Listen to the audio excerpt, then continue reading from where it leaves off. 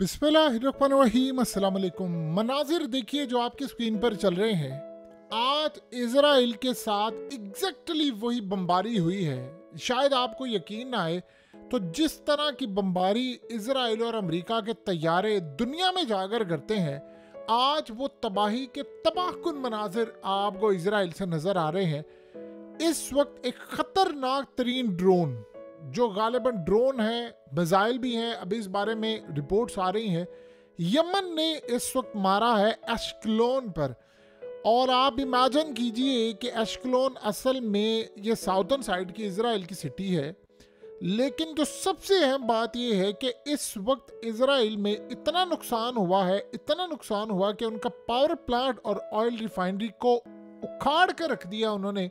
इतना ये तबाहकुन हमला था कि उनकी ऑयल रिफाइनरी और पावर प्लांट दोनों को जाकर हिट किया है। और धुएं के जो बादल हैं इस वक्त पूरे के पूरे शहर में फैल गए हैं। और आप ये सोचें कि इस दफ़ा अजीब सूरत हाल हुई है कि लोग शेल्टर्स में नहीं गए, लोग घरों से भाग गए हैं और वो एरिया ही खाली हो गया है, एरिया छोड़कर वो चले गए हैं। ये इतना तबाहकुन हमला था कि पूरे शहर के अंदर उसकी आवाज़ सुनी गई और उसकी वेव्स, उसकी इंटेंसिटी इस दफ़ा जो इजराइल रिपोर्ट कर रहा है वो इतनी ज़्यादा है। और यमन से कहा जा रहा है कि हमने इतना ख़तरनाक हमला किया है।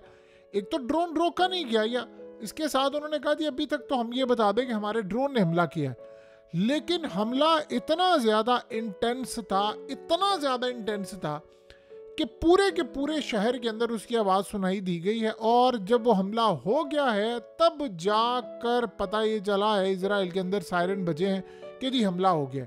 इस दफ़ा जो इन्होंने हमला किया है वो कोई आम हमला नहीं था। उसने इतनी ज़्यादा तबाही की है, इजराइल में इतनी बमबारी की है, ऐसा लग रहा है कि लेबनान की जंग जो इजराइल के साथ ही कि सुबह दोपहर शाम जो हमले हो रहे थे, एग्जैक्टली यमन ने वो महाज संभाल लिया है, सुबह दोपहर और शाम। अब होना ये था, क्यों ना होता।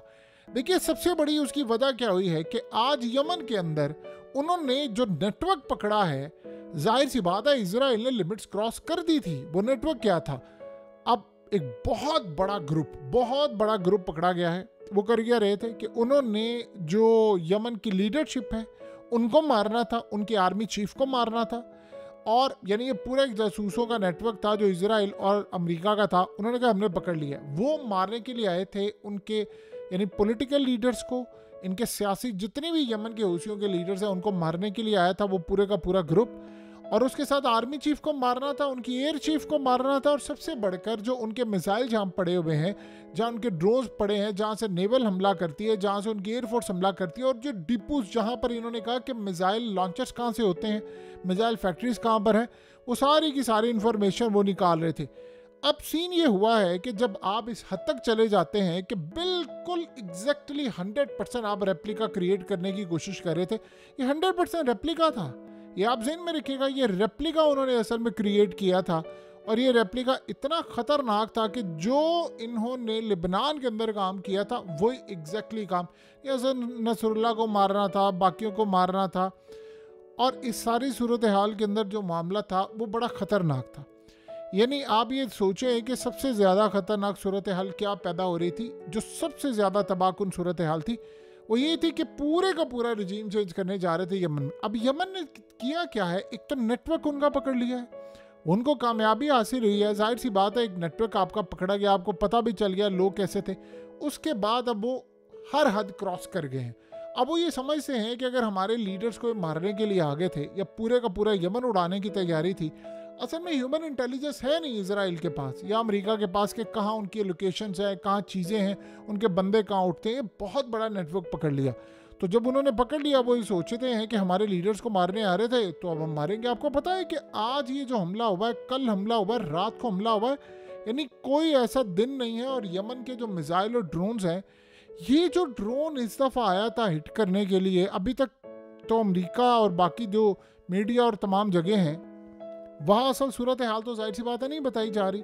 वो तो ओबियसली इतना ही कह रहे हैं कि ड्रोन है। अब ये यमन की जानिब से जब मौक़िफ़ आएगा तो पता चलेगा कि उन्होंने असल में हिट क्या किया है। ड्रोन तो किया है, लेकिन क्या ये अजीबोगरीब ऐसा ड्रोन है कि उसने जाकर एक तो वो डिटेक्ट नहीं हुआ। ये बड़ी हैरान कुन बात है। देखिए जो स्वाम ड्रोन्स होते हैं, जैसे लेबनान हर रोज़ कोई ना कोई छोटे छोटे ड्रोन्स वो मारे थे, वो होते हैं, उनका इम्पैक्ट इतना ज़्यादा नहीं होता, लेकिन वो डिटेक्ट भी नहीं होते। जो स्वार्म ड्रोन्स होते हैं वो रेडार को बाईपास कर जाते हैं, लेकिन वो मारते थे डेली बेसिस पर करीबन कोई 150, 200 और एक दफ़ा तो आपको पता है 400, 450, 500 का भी फिगर चला गया था। उसे छोटे छोटे लेवल पर तबाही की थी और इजराइल से तंग आ गया था, इसीलिए उन्होंने डील करके लिबनान जंग बंद की। लेकिन ये ड्रोन इतनी दूर से उड़े और उड़ता उड़ता जाए और सारी एयर स्पेस कई ममालिक की बाईपास करता करता वहां पर जाकर हिट करे, ये कोई आम टेक्नोलॉजी है? यानी आप ये सोचें कि अभी तो दुनिया के अंदर 57 इस्लामिक मुल्कों के अंदर एक आध के अलावा किसी की जरूरत ही नहीं है कि इसराइल को हिट कर सके, क्योंकि सारा वर्ल्ड उसके साथ है। लेकिन अगर कोई यहाँ से हिट कर रहा है तो फिर उनको आप सोच लें उसकी टेक्नोलॉजी क्या है। उनको इस दफ़ा ये लग रहा है कि अगर इसराइल हमारी लीडरशिप को मारा था तो हम भी मारेंगे। अब नेक्स्ट ऐलान ज़रा सुनिए उनका। अब जब उनको ये पता चला है कि हमारे लीडर्स को मारने के लिए इनका नेटवर्क आया था, हमने उसको पकड़ लिया, तो उन्होंने कहा है कि हमारा अगला टारगेट है नेतन्याहू। देखिए, यमन के हूसी सबसे ज़्यादा इस वक्त ख़तरनाक मराहिल में पहुंच चुके हैं। उसकी 2-3 वजूहात हैं। एक तो आपको रूस का पता है कि रूस उनको बैक कर रहा है, लेकिन एक और भी इसमें बड़ी डेवलपमेंट है, और वो बड़ी हैरान कुन डेवलपमेंट है कि उसमें ईरान में इनको अब ज़्यादा बैक इसलिए कर रहा है कि ईरान के अंदर ये बड़ी तबाही करने का प्रोग्राम कर रहे हैं।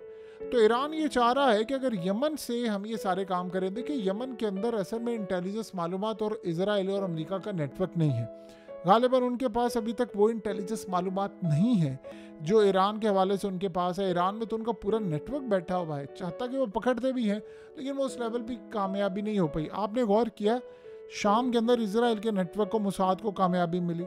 अब गौर करें इराक के अंदर उनको मिलती है, ईरान में मिल जाती है, इवन के लेबनान के अंदर बड़े पैमाने पर मिली, तुर्की के अंदर तुर्की कई दफ़ा पकड़ता है, मिस्र, ये सारी जगहों पर उनका नेटवर्क है। लेकिन यमन में अभी तक उनको नाकामी हो रही है। ऐसा नहीं है कि उन्होंने जासूसी का नेटवर्क बंद कर दिया, कुछ कर दिया, वो कंटिन्यूसली लगातार ये हमले कर रहे हैं। लेकिन मामलात काफ़ी हद तक ख़राब ये हो रहे हैं कि उनसे वो संभाला नहीं जा रहा मैकेनिज़्म और ये तमाम चीज़ें।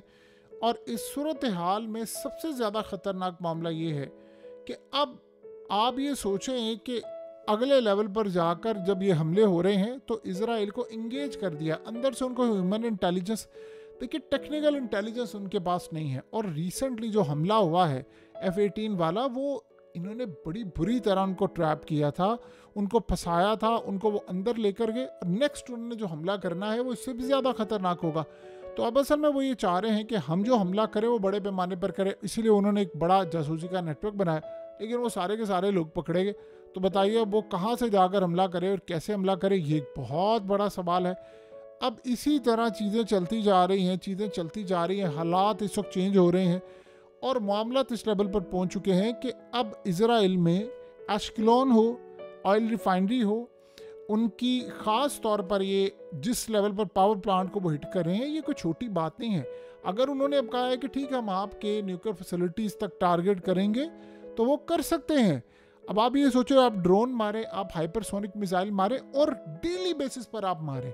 इसमें एक बात समझ लें कि यमन ने इस बात को समझ लिया है कि हम या तो उनको इस बात का मुकम्मल तौर पर इदराक हो गया है कि हमने अब जो जंग करनी है वो अब अवॉइडेबल नहीं है।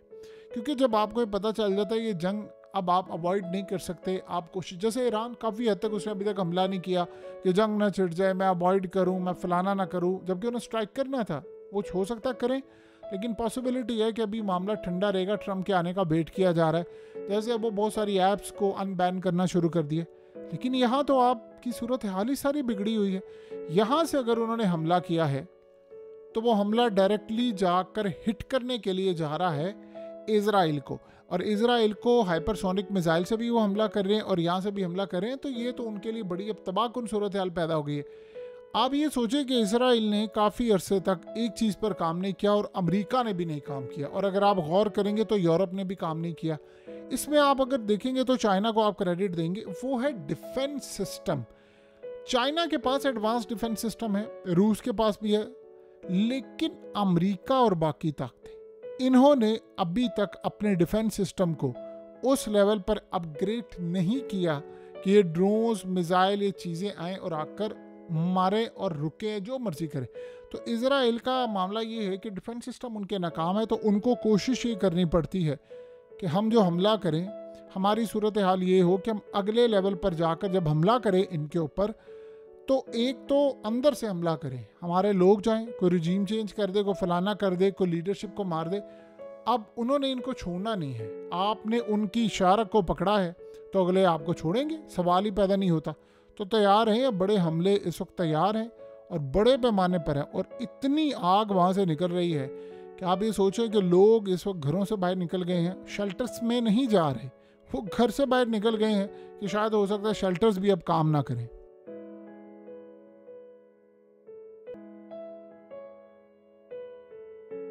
हकीकत टीवी को सब्सक्राइब करना मत भूलें, वीडियो को लाइक करें, शेयर करें और कमेंट सेक्शन में अपनी राय का इजहार ज़रूर करें।